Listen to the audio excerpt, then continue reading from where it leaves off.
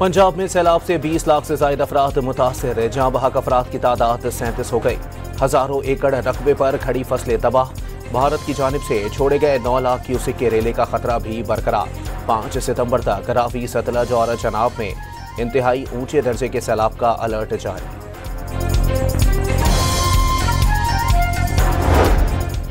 दरियाए चनाब के बड़े सैलाबी रेले के आज रात मुल्तान से गुजरने का इम्कान। शहर को बचाने के लिए हेड मोहम्मद वाला रोड पर डायनामाइट नस्ब।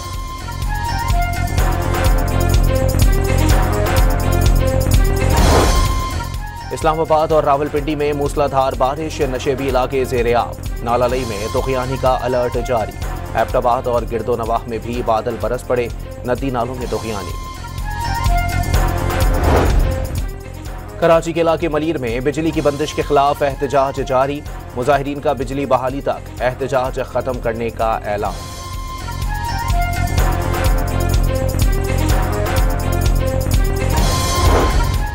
और सहमुल्की T20 सीरीज, अफगानिस्तान ने मुत्तहदा अरब अमारात को जीत के लिए 189 रन का हदफ दे दिया।